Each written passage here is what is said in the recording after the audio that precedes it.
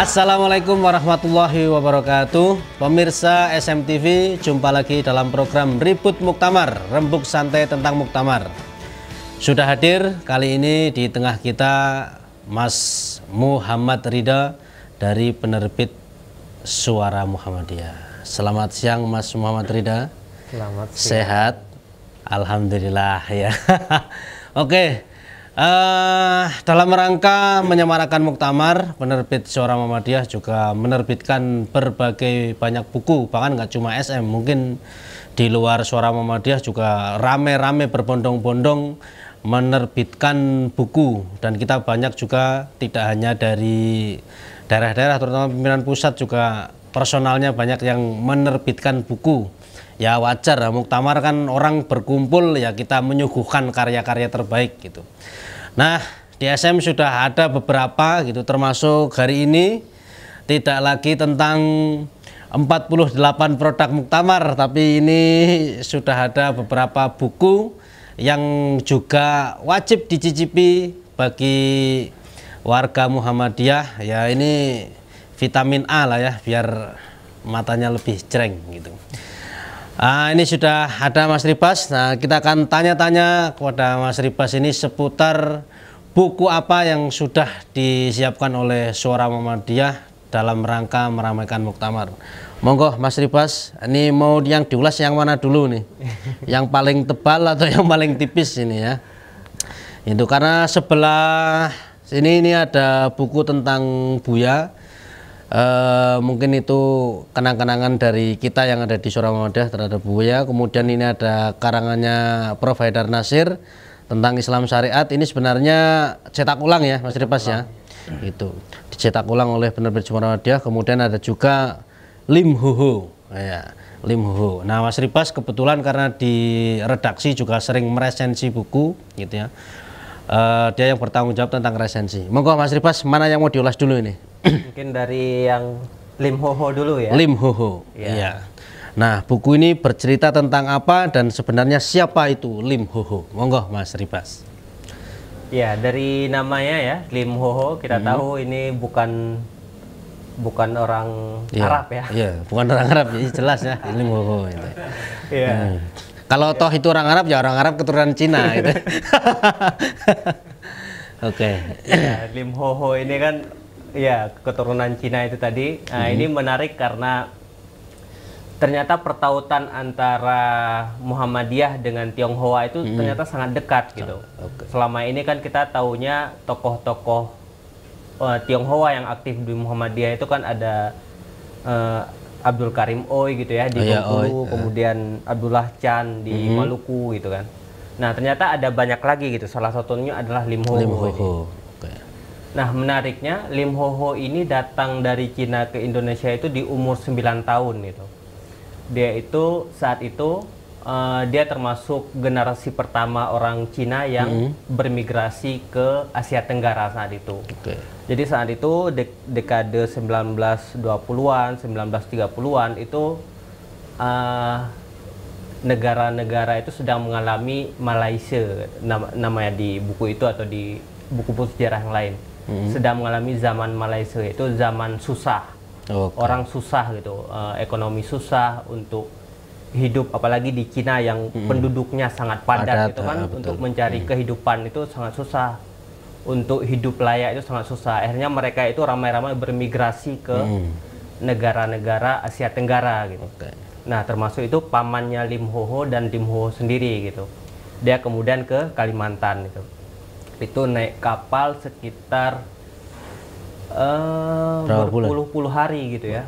Ya biasanya kan sekian bulan gitu kan. Sekian bulan gitu ya. Kemudian dia di rumah menumpang di tempat pamannya di Kalimantan. Itu dia kemudian ikut pamannya berjualan barang pecah belah, alat-alat rumah tangga, alat-alat memasak seperti itu. Sampai 5 tahun dia menumpang di tempat pamannya itu, dia kemudian berinteraksi dengan masyarakat lokal yang itu adalah orang-orang Muslim gitu ya, orang-orang Muslim di Kalimantan gitu. Dia kemudian merasa terkesan dengan kehidupan orang-orang Islam di sana gitu. Dia tertarik, lalu kemudian menyatakan ingin masuk Islam gitu, di umur masih belasan tahun. Gitu. Lalu kemudian dia khitan gitu ya, menjalani khitan. Kemudian dia khitan di usia belasan tahun. Ya hampir 20 gitu ya. Ya hampir 20. Susah sekali itu ya. Oke. Ya itu. Ya, kemudian itu masuk Islam, kemudian namanya berubah menjadi Nurlias. Nurlias lalu menjalani kehidupan sebagai seorang muslim dekat dengan Muhammadiyah. Lalu kemudian tahun 55 dia naik haji ke Baitullah karena mampu. Oke. Lalu kemudian setelah pulang dari Mekah, namanya berganti menjadi Abdul Halim. Abdul Halim Limhoho. Ada nama muslimnya. Nah, menariknya adalah kesetiaan dia pada Muhammadiyah gitu. Dia bagaimana dia meskipun tidak pernah menempuh pendidikan formal gitu ya, tapi kemudian dia diamanahi menjadi ketua bagian pengajaran di Muhammadiyah Rantau di Kalimantan gitu. Itu setingkat cabang atau ranting atau setingkat ranting awalnya. Ranting, ya. Ranting lalu kemudian menjadi cabang gitu ya. Dia menjadi ketua bagian pengajaran Muhammadiyah gitu. Artinya dia akan mengurus sekolah gitu ya. Meskipun dia sendiri tidak punya latar belakang menempuh pendidikan gitu. Menariknya adalah ketika dia mengusahakan SMP Muhammadiyah Rantau gitu. Jadi waktu itu dia punya anak berusia masuk SMP. Nah, saat itu dia mencari sekolah yang ada di kota Rantau. Sekolah SMP. Nah, ternyata saat itu nggak ada sekolah SMP di sana. Sama sekali nggak ada. Sama sekali nggak ada. Atau ada tapi mungkin modelnya kan mungkin karena dia Muslim dia menginginkan sekolah yang Islami gitu. Atau memang sama sekali nggak ada sekolah. Sama sekali nggak ada. Sekolah yang ada itu adanya di tengah kota gitu, yang jauh. Jaraknya sangat jauh gitu. Nah, dia kemudian ketemu teman-temannya. Mencurahkan kegelisahannya, kok nggak ada sekolah SMP di tempat kita gitu. Lalu ternyata teman-temannya mengalami kegelisahan yang sama gitu, sulit menemukan SMP, hanya ada SD gitu, SR waktu itu ya, SR Muhammadiyah gitu. Lalu kemudian, nah ini kan kayak cara berpikir orang Muhammadiyah itu, bagaimana kemudian di tengah masalah kayak itu menghadirkan solusi. Dia kemudian mencari solusi bagaimana kalau kita buat saja sekolah di sini gitu. Nggak perlu anak kita biayai mahal-mahal, kita kirim keluar, uangnya banyak habis di ongkos. Bagaimana kalau kita buat sekolah di sini? Gitu. Nah, begitulah akhirnya mereka bergotong royong mendirikan sekolah SMP Muhammadiyah Rantau gitu di sana. Dan cara mereka mencari uang juga sangat kreatif gitu. Di awal-awal Limhoho ini menginisiasi warung amal. Warung amal itu dia menjual makanan ya, ada soto, lontong, segala macam itu, tapi orang membayar lebih gitu. Membayar lebih, ya, lalu ada semacam infaknya lah. Ada infaknya, lalu dimanfaatkan untuk pembangunan gedung gitu. Dan bahkan Limhoho itu anaknya disuruh untuk menanam sayur di bantaran sungai. Lahan kosong di pinggir sungai itu disuruh anak-anaknya Limhoho untuk menanam sayur. Nah, hasil panen sayur itu dipakai untuk bangun sekolah itu. Apa Limhoho termasuk ngajar nggak di situ? Karena kan dia enggak ngajar, karena memang tapi dia aktif di prosesnya itu. Ya, kira-kira seperti itu untuk ulasan singkat Limhoho ya. Ngomong-ngomong Limhoho tadi kan punya anak, istrinya pribumi atau orang sana? Iya, istrinya pribumi. Pribumi ya. Menikah sekali, cerai, lalu menikah sekali lagi. 2 kali nikah? 2 kali nikah, dan rumahnya itu memang dipergunakan untuk semua aktivitas Muhammadiyah. Bahkan tokoh-tokoh Muhammadiyah seperti Buya Hamka ketika ke Kalimantan tuh nginap di rumahnya Limhoho. Berarti ini cukup terkenal Limhoho, terutama sebagai penggerak ya Muhammadiyah. Kemudian buku kedua ada yang mana nih? Yang tengah atau yang sana? Sini dulu. Ada Buya Syafi'i bagi kami. Ya, ini seperti apa nih, Mas Ripas, tentang buku Buya Syafi'i bagi kami? Nah, jadi buku Buya Syafi'i bagi kami ini merupakan kumpulan tulisan ya dari teman-teman di Suara Muhammadiyah gitu. Ada banyak penulis gitu, termasuk Mas Ganjar gitu. Gitu ya. Wah, lupa saya. nanti Mas Ganjar bisa cerita juga gitu. Jadi bagaimana selama ini Buya Syafi'i itu kan dikenal sebagai tokoh bangsa gitu ya, yang tokoh nasional lah, dikenal luas itu. Tapi banyak orang yang nggak tahu bahwasanya Buya Syafi'i punya satu rumah yang dia tinggali sangat lama gitu ya, sejak tahun 1965. Buya bergabung di Suara Muhammadiyah sebagai tukang korektor ya, sebagai orang yang mengoreksi naskah gitu, sampai saat wafatnya gitu. Jadi Buya tidak di Suara Muhammadiyah itu hanya ketika Buya sedang kuliah di Amerika. Hanya studi di Amerika ya. Kemudian dari Amerika pulang, kembali lagi sini, masuk lagi. Ya, meskipun sudah mengajar di UNY, tetap balik lagi ke Suara Muhammadiyah. Jadi ini gitu yang jarang dibahas orang gitu. Bagaimana Buya kemudian menjadikan Suara Muhammadiyah ini sebagai layaknya rumah gitu, dalam tanda kutip gitu ya. Buya sangat nyaman di situ. Dan di memoarnya Buya menyebut bahwasanya Suara Muhammadiyah ini sebagai penyelamat beliau gitu. Kita tahu tahun-tahun 65 itu kan tahun susah gitu ya. Zaman pemberontakan PKI gitu, bagaimana kemudian terjadi depresi ekonomi gitu ya. Buya dalam keadaan susah, kemudian baru saja menikah saat itu, tahun itu Buya menikah. Di saat sangat susah itu Buya kemudian bergantung hidupnya salah satunya di Suara Muhammadiyah saat itu gitu.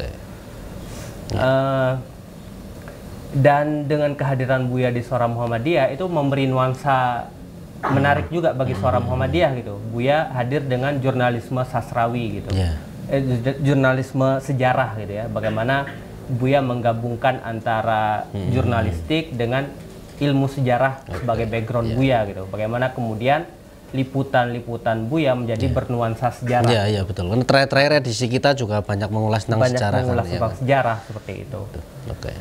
Ya, Buya Syafi'i, wartawannya juga sangat tertib administrasi karena beliau masih mengantongi kartu wartawan gitu ya. Tanda tangan Mahbub Junaidi. Iya, masih mengantongi itu gitu. Jadi sangat luar biasa. Bahkan dulu kalau cerita redaktor-redaktor senior gitu, Buya itu ya dulu kalau ke SM itu masih naik angkutan umum. Gitu. Ya terakhir-terakhir aja lah gitu, karena mungkin sudah disupport oleh negara gitu kelihatan ininya, tapi itu pun kadang masih sering maksudnya dalam usia yang sudah tidak lagi muda, Buya masih mengendarai mobil sendiri kan ke SM gitu, luar biasa. Hanya terakhir-terakhir aja lah kemudian Buya minta sopir dari Suara Muhammadiyah. Oke gitu, pokoknya buku ini adalah ungkapan rasa hormat kami kepada Buya, kira-kira kayak gitu ya, menarik untuk dibaca lah gitu. Selanjutnya Mas Ribas, ini ada buku yang cukup tebal sekali dan kayaknya ini buku ini serius sekali. Ini buku yang paling berat sebenarnya. Ini disertasi Prof. Haidar Nasir di UGM gitu ya, yang diuji oleh antara lain Pak Mahfud MD ya, Pak Sunyoto Usman, Pak Amin Abdullah gitu ya. Ya, buku ini mengulas tentang Islam syariat gitu. Kita tahu bahwasanya polemik Islam syariat di Indonesia itu berlangsung sangat lama gitu, bahkan sejak Piagam Jakarta gitu ya, kalau mau ditarik ke belakang gitu. Sejak Piagam Jakarta, kemudian kita tahu saat itu ada pencoretan 7 kata, dengan kewajiban melaksanakan syariat Islam bagi pemeluk-pemeluknya. Nah, pencoretan 7 kata ini ternyata meninggalkan residu yang tidak pernah selesai gitu ya. Jadi dan selalu muncul lagi kan, perdebatannya selalu ada gitu. Jadi dari situ kemudian pada tahun 49 ya, 1949 itu kan bermula pemberontakan DITII, Darul Islam, Tentara Islam Indonesia. Dan menariknya adalah pusatnya saat itu adalah di Jawa Barat, atau tepatnya di kampungnya Pak Haidar sendiri. Makanya mungkin Pak Haidar menulis buku ini mungkin punya pertautan ideologis juga dengan bagaimana pengalaman Pak Haidar mungkin ketika di Cipara ya, di Tasikmalaya gitu, di Jawa Barat gitu ya, yang saat itu menjadi basis dari DITI gitu. Kartosuwiryo itu memulai pemberontakannya di sana gitu. Bagaimana kita tahu Kartosuwiryo awalnya merupakan murid dari Cokro Aminoto gitu ya, tokoh bangsa. Tapi kemudian bagaimana kekecewaan, merasa tidak diperhatikan, merasa tidak adil gitu ya, lalu memicu gejolak seperti itu ya. Bagaimana kemudian di sini DITI itu sebagai benih gitu. Lalu di kemudian hari tumbuh gerakan-gerakan baru, ada NII, ada kemudian yang lain-lain. Di tahun 80-an itu marak gerakan Islam transnasional, gitu, gerakan dari luar gitu. Saat itu kita tahu di akhir dekade 70-an, yaitu tahun 1979 itu kan ada revolusi Islam Iran gitu ya, yang mana Khomeini terpilih menjadi gitu ya, Ayatullah Khomeini terpilih, dan itu ternyata membangkitkan gerakan-gerakan Islamisme di seluruh dunia gitu. Lalu kemudian tahun 67 Arab kalah melawan Israel gitu ya, perang Arab Israel gitu. Itu juga kemudian menyadarkan orang-orang bagaimana kemudian negara-negara Islam ini sangat lemah, sangat rapuh gitu. Sistem-sistem yang dipilih selama ini, sistem demokrasi ataupun sistem lain-lain itu korup gitu, dinilai tidak mampu menghadapi, bahkan Israel aja tidak bisa dihadapi gitu ya, apalagi kemudian muncul Amerika segala macam. Nah, saat seperti ini lalu kemudian orang keinginan untuk bagaimana kalau kita tawarkan sistem Islam gitu, sistem negara Islam gitu, bahwa sistem negara Islam ini bisa menjadi solusi kerapuhan negara-negara Muslim gitu. Sebagai contohnya Iran gitu, mereka menganggap negara Islam Iran itu bisa menjadi kekuatan baru gitu. Bagaimana Iran membuat musuh-musuh Islam itu takut gitu. Nah, mereka ingin negara-negara Islam itu juga menjadi pilihan negara-negara yang lain, termasuk Indonesia gitu. Jadi mereka ingin Indonesia ini mengadopsi kembali negara Islam seperti itu. Intinya Islam syariat ini adalah kelompok-kelompok yang menginginkan pelaksanakan syariat Islam sebagai dasar negara gitu. Mereka tidak tidak puas dengan Pancasila gitu, yang dinilai bukan sistem Islam dan itu tidak bisa menjadi solusi atas masalah-masalah yang dihadapi. Artinya walaupun ini cetak ulang, ya menurut kita ya layak dibaca masih lah, relevan. Karena mengingat sekarang kan ya pasar ideologi kan maksudnya, dan Indonesia yang jadi rebutan kan. Benar. Isu apapun tentang keagamaan masuk dan ditelan mentah-mentah di sini di Indonesia gitu. Dan membaca kembali buku ini ya cukup menjadi pilihan gitu ya. Dan semua buku yang terpampang ini gitu, dan ada juga koleksi-koleksi yang lain bisa didapatkan di toko buku Suara Muhammadiyah. Nanti bisa dipesan melalui media sosialnya ataupun nomor-nomor yang tertera di bawah ini gitu. Baik Mas Ridho, saya kira itu perjumpaan kita kali ini. Ini bahasan obrolan santai tapi agak berat sedikit gitu ya. Agak berat sedikit gitu ya. Ya memang ya resikonya jadi warga Muhammadiyah atau kader Muhammadiyah memang kayak gitu ya. Nggak boleh nyantai terus gitu, harus ada yang berat-berat itu biar otaknya agak terisi. Saya kira itu pemirsa di rumah dan dimanapun Anda berada, ribut kali ini tadi mengulas 3 buku yang cukup asik untuk dibaca gitu dan dimiliki dan wajib dimiliki gitu, dan dipesan di toko kami di Suara Muhammadiyah. Dan kita akan jumpa lagi pada episode ribut selanjutnya. Jangan lupa untuk like, komen, dan subscribe supaya channel YouTube ini semakin meriah gitu ya, seperti kemeriahan Muktamar. Amin. Terima kasih Mas Ripas sudah hadir. Kita tutup acara ini. Billahi fisabilil haq wastabil khairat. Assalamualaikum warahmatullahi wabarakatuh.